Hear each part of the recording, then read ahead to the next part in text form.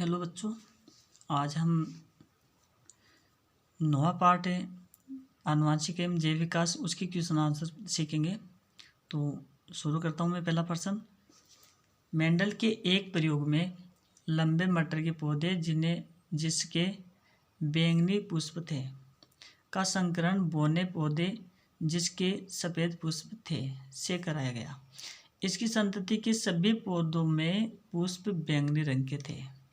सारे पौधे बैंगनी रंग के थे, यानी प्रभावी लक्षण है, परंतु उनमें से आधे पौधे बौने थे। इसे कहा जा सकता है कि लंबे जनक पौधे की आनुवंशिक संरचना निम्न थी। तो इसका आंसर हो जाएगा, तो इसका आंसर है ना, ये जो तीसरा वाला क्वेश्चन ये है, इसका ये आंसर हो जाएगा कैपिटल टी स्मॉल टी, और दोनों लक्षण इसमें ये डब्लू और डब्लू वाला, ठीक है। तीसरा आंसर इसका राइट हो जाएगा, दोनों कैपिटल है यहाँ पे। अगला क्वेश्चन देखते हैं। समजात अंगों का उदाहरण है। समजात अंगों का उदाहरण है जिनकी उत्पत्ति समान होती है लेकिन कार्य भिन्न भिन्न होते हैं। तो यहाँ पे देखो, हमारा हाथ और कुत्ते का गर्भपात, इनकी जो बनावट समान होती है लेकिन कार्य अलग अलग है। तो इसमें सारा ऑप्शन सही है। आलू और घास के ऊपरी भूविस्तारी, यानी सब सही है। तो इसका आ जाएगा आंसर ये चौथा वाला, राइट। अगला क्वेश्चन देखते हैं। विकासशील दृष्टिकोण से हमारी किससे समानता है? विकासशील दृष्टिकोण से हमारी किससे समानता है? तो चीन के विद्यार्थी, चिंपैंजी से, मकड़ी से, या जीवाणु से। तो देखिए यहाँ पर जो चीन के विद्यार्थी है वो इंसान की से मिलते जुलते ही है, यानी इंसान ही है, मिलते जुलते क्या। तो यहाँ पर इसका आंसर यही आएगा, पहला बिल्कुल सही है। चिंपैंजी तो बहुत अलग हो गया इंसान से। अगला क्वेश्चन देखिए, ज़्यादा समानता इसी से। चौथा क्वेश्चन, एक अध्ययन से पता चला कि हल्के रंग की आंखों वाले बच्चों के जनक की आंखें भी हल्के रंग की होती है। इसके आधार पर क्या हम कह सकते हैं कि आंखों के हल्के रंग का लक्षण प्रभावी है या अप्रभावी? आपने उत्तर की व्याख्या कीजिए। तो देखो, यहाँ पे हल्के रंग की आंखें दी हुई है, तो एक ही लक्षण दिया हुआ है, हमें दो लक्षण नहीं दिए। अगर दो लक्षण होते तो हम कहते कि एक लक्षण जो प्रकट हो गया वो प्रभावी लक्षण है और जो प्रकट नहीं हुआ वो अप्रभावी लक्षण है। लेकिन यहाँ तो एक ही लक्षण दिया हुआ है, इसलिए हम इसके आधार पे प्रभावी लक्षण या अप्रभावी लक्षण की व्याख्या नहीं कर पाएंगे। दो लक्षण होने चाहिए। इस आधार पर हम नहीं कह सकते कि हल्का रंग प्रभावी है लक्षण है, क्योंकि यहाँ माता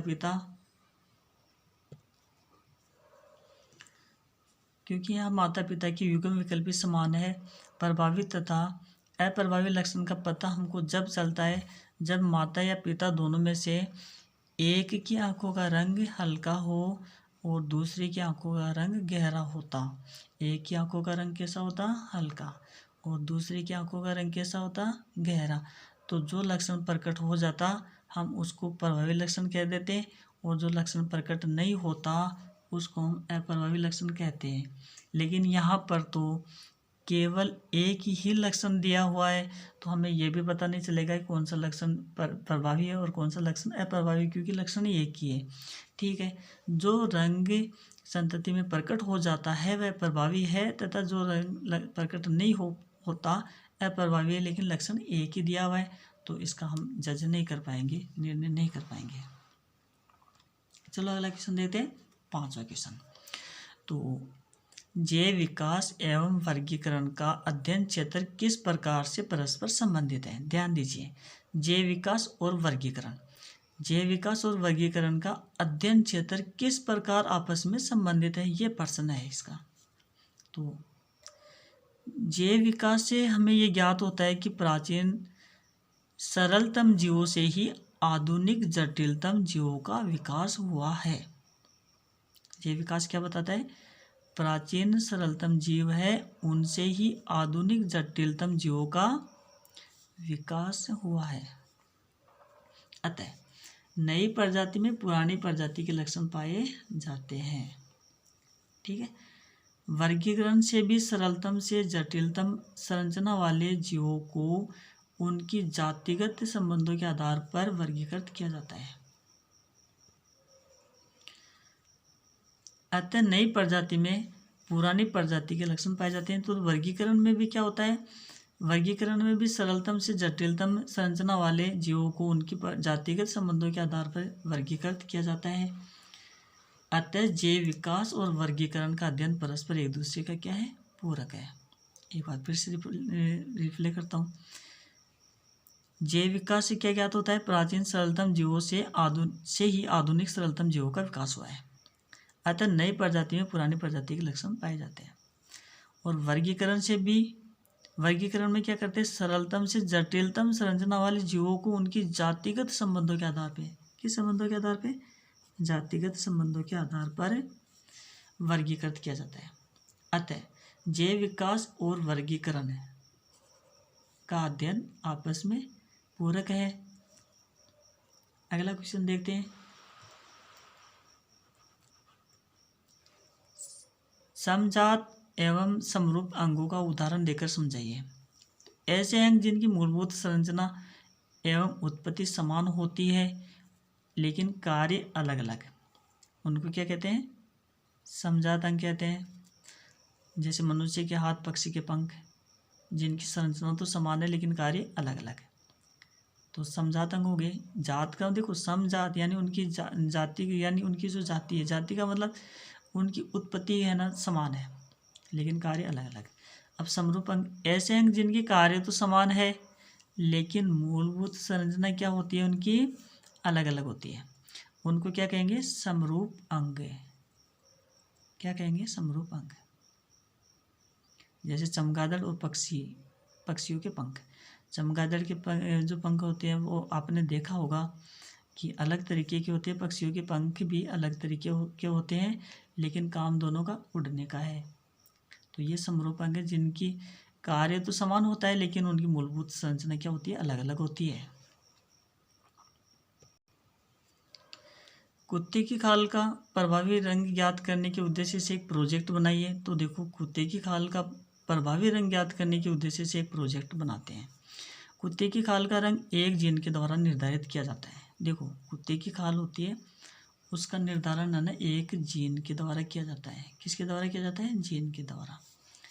तो मान लेते हैं कि R1 भूरा या काला रंग है।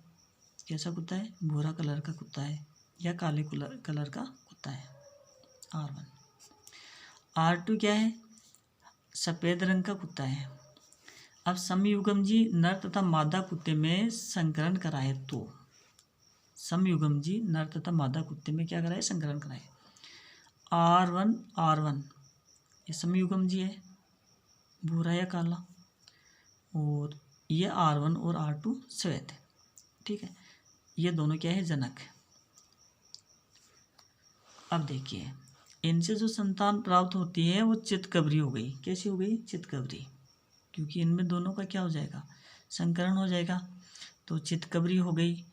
अब इन दोनों जो चितकबरी जो बच्चे उत्पन्न हुए हैं, इनमें अगर क्रॉस कराया जाए, संकरण कराया जाए, तो इनके गेमेट्स देखो, इसका R1 हो गया, इसका R2 हो गया, इसका R1 और इसका R2।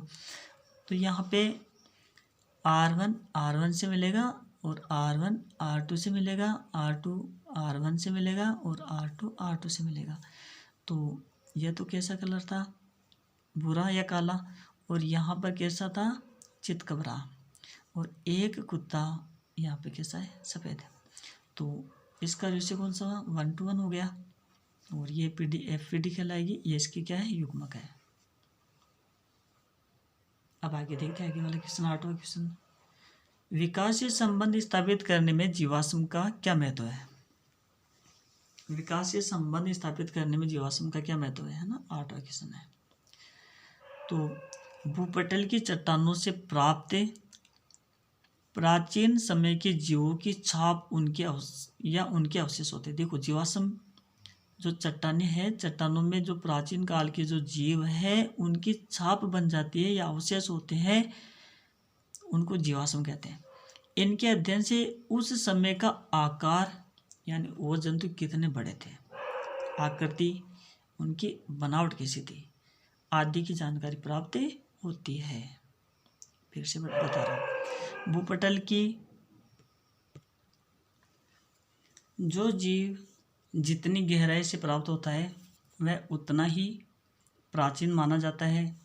इस प्रकार उनके मध्य विकासीय संबंध स्थापित किया जाता है।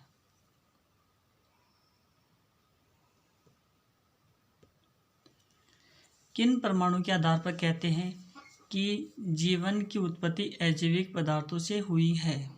किन परमाणु के आधार पर हम कहते हैं कि जीवन की उत्पत्ति अजैविक पदार्थों से हुई है? AI ओपेरिन एवं JBS हाल्डेन के अनुसार जीवों की सर्वप्रथम उत्पत्ति सरल अकार्बनिक पदार्थों से हुई होगी जो पृथ्वी की उत्पत्ति के समय थी। देखो, अच्छा, यहाँ पे सरल कार्बनिक पदार्थों से हुई होगी जो पृथ्वी की उत्पत्ति, सही है। यहाँ पर के उत्पत्ति के समय उपस्थित है, उन अकार्बनिक पदार्थों की बात हो रही है।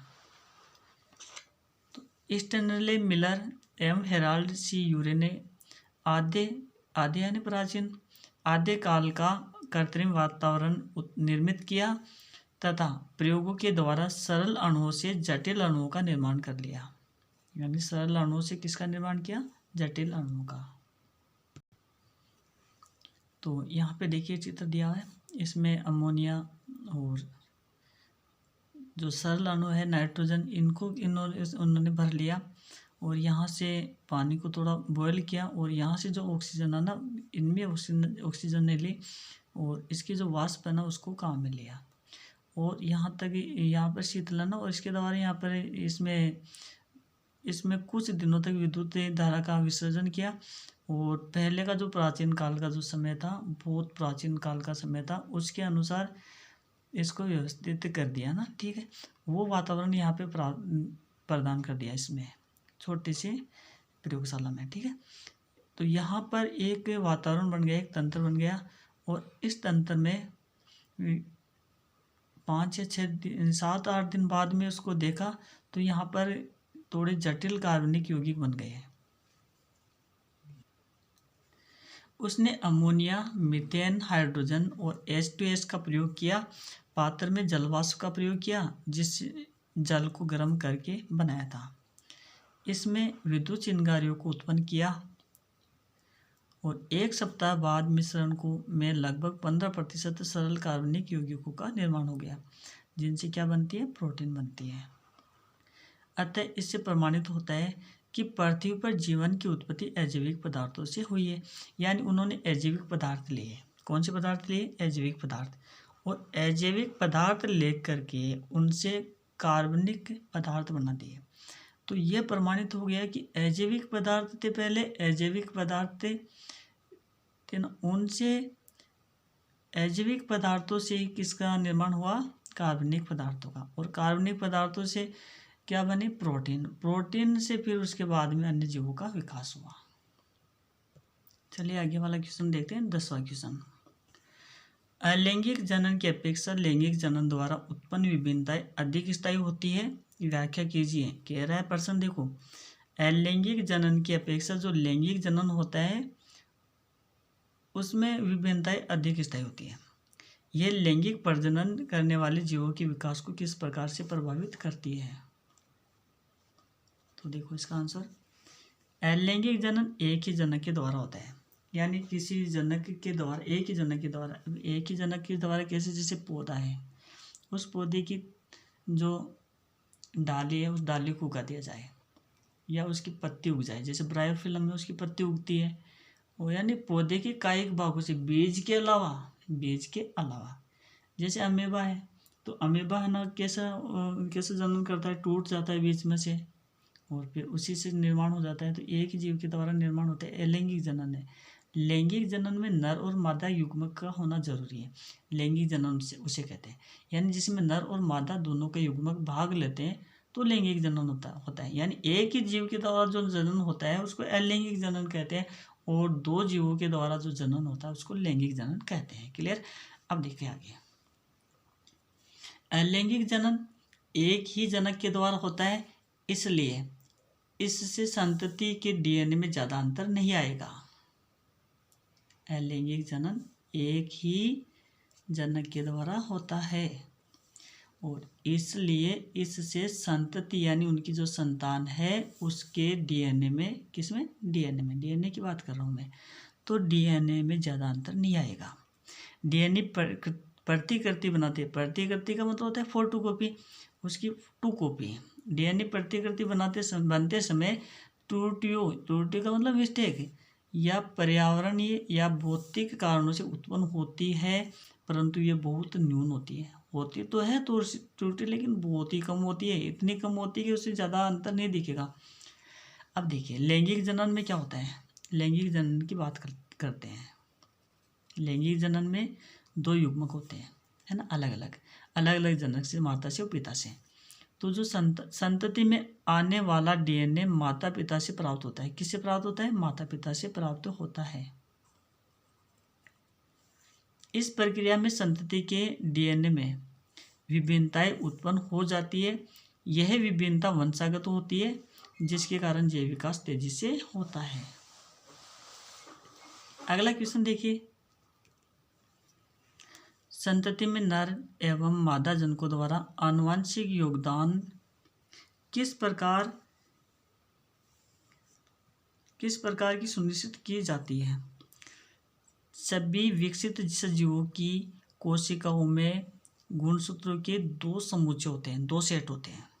यानी सभी विकसित सजीव होते हैं, उनकी कोशिकाओं में गुणसूत्रों के कितने सेट होते हैं? 2 सेट होते हैं, और जिनको 2n के द्वारा प्रदर्शित किया जाता है। किसके द्वारा प्रदर्शित करेंगे? 2n के द्वारा। इसको अगुणित कोशिका कहते हैं। क्या कहते हैं उसको? द्विगुणित कोशिका कहते हैं। 2n है ना, तो द्विगुणित हो गया। अर्धसूत्री विभाजन के द्वारा अगुणित युग्मकों का निर्माण हो जाता है। सजीवों में लैंगिक जनन के दौरान, कौन से जनन के दौरान? लैंगिक जनन के दौरान। लैंगिक जनन की बात हो रही है यहाँ पे। लैंगिक जनन के दौरान नर तथा मादा युग्मकों का संलयन होता है। नर और मादा दोनों के युग्मक क्या करेंगे? इसमें जुड़ेंगे, संलयित हो गए तो और युग्मनज का निर्माण होता है। नर और मादा युग्मक जब जुड़ जाएंगे तो युग्मनज का निर्माण हो जाएगा, जिसमें n मादा से और n नर से प्राप्त होगा और संतान होगी उसमें 2n, जो संतान की जो कोशिका होती है उसमें 2n हो जाएगा। अब क्या होगा? 2n हो गया तो उसकी जो संख्या है ना, तो फिर उसका जो विभाजन होगा तो nn हो जाएगा। उसका जैसे ही विभाजन होगा तो nn हो जाएगा। तो पुनः है ना, इसमें क्या होगा? इनकी जो गेमेट्स है वो अलग अलग हो जाएंगे और nn हो जाएगा। अतः इस जनन में गुणसूत्रों की संख्या समान होती है। यानी कि पहले एक तो नर से आएगा, एक मादा से आएगा, तो 2n हो जाएगा। जब उनकी संतान होगी, उसकी जो संतान की जो कोशिका होगी उसमें डबल हो गए कोशिका में। जब कोशिका का विभाजन होगा तो वापस nn हो जाएगा। क्लियर? तो दोनों का ही इसमें योगदान होता है। नर का भी योगदान होता है, मादा का भी योगदान होता है। कैसे होता है मैं आपको समझाता हूँ, ध्यान देना।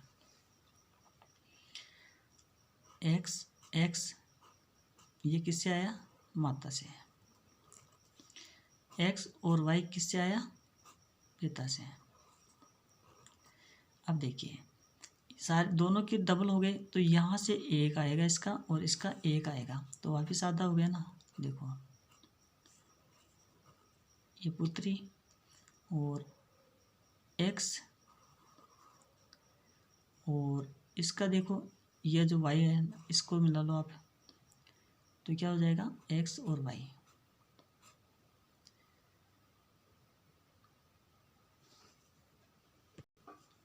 यहाँ इसको इससे मिलाओ, ठीक है, इसको इससे मिला देंगे तो x और y ये हटेगा यहाँ से, तो ये क्या हो जाएगा? पुत्र हो जाएगा।